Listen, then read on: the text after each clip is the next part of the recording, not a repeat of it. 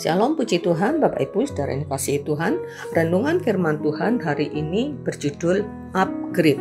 Ini adalah kata bahasa Inggris. Upgrade itu artinya meningkatkan. Saya yakin kita tidak asing ya dengan kata ini. Ya. Dalam menjalani hidup, begitu ada kesempatan, kita selalu ingin melakukan upgrade. Ya, kalau dulu misalkan kita hanya naik sepeda, kita ingin upgrade ke motor. Kemudian kalau memungkinkan pasti ingin upgrade ke mobil. Demikian juga dengan perangkat komputer, peralatan atau perabot yang kita miliki. Kita pasti ingin melakukan upgrade ke yang lebih canggih, lebih modern, dan yang pasti lebih memudahkan. Hal itu sebenarnya berlaku dalam kehidupan rohani kita. Namun sayangnya untuk urusan rohani kita justru kerap mengabaikannya. Kita memperbaharui motor menjadi mobil dan sebagainya. Kita upgrade rumah kita upgrade apapun yang peralatan perabot yang kita punya secara terus menerus ya. Tetapi kita kita jarang melakukan upgrade secara rohani ya. Otak kita pun mungkin sering kita upgrade. Ya, dari waktu ke waktu kita ikut seminar, kita belajar sesuatu, dan tentu ini adalah pembelajaran yang baik. Tetapi untuk kehidupan rohani, mari kita introspeksi diri kita. Kapan terakhir kalinya kita melakukan upgrade? Kepada jemaat di Korintus, Paulus menulis, "Sebab itu kami tidak tawar hati, tetapi meskipun manusia lahiriah kami semakin merosot, namun manusia batiniah kami diperbaharui dari hari ke hari."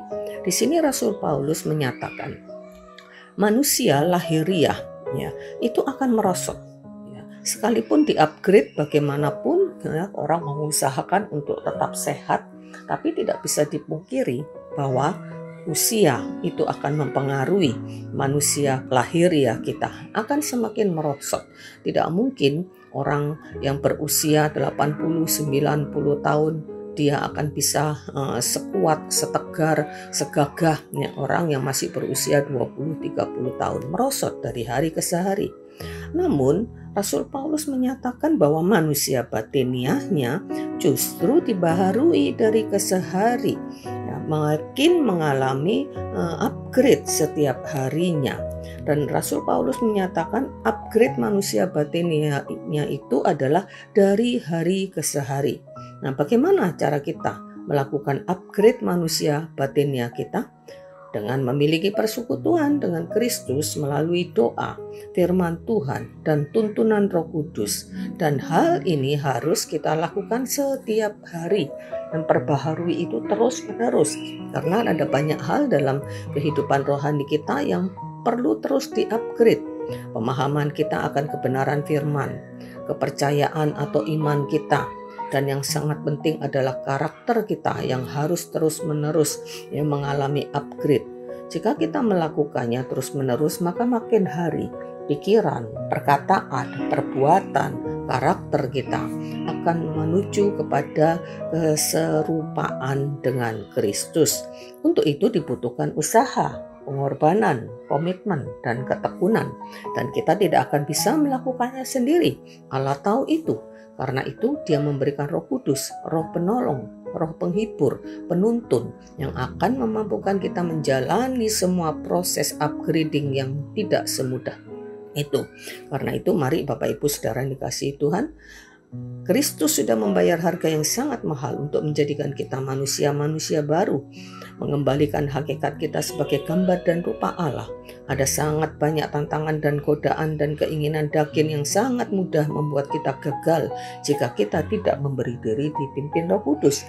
Karena itu Rasul Paulus menasihatkan di dalam Galatia 5 ayat 16, "Maksudku ialah hiduplah oleh Roh, maka kamu tidak akan menuruti keinginan daging." Hidup oleh Roh artinya hidup dipimpin, dikuasai, dan dikendalikan oleh Roh Kudus. Firman Tuhan yang kita baca, kita renungkan setiap hari itu akan menolong kita. Mazmur 119 ayat 9 sampai 11 mengatakan, "Dengan apa seorang muda mempertahankan kelakuannya bersih? Dengan menjaganya sesuai dengan firman Tuhan.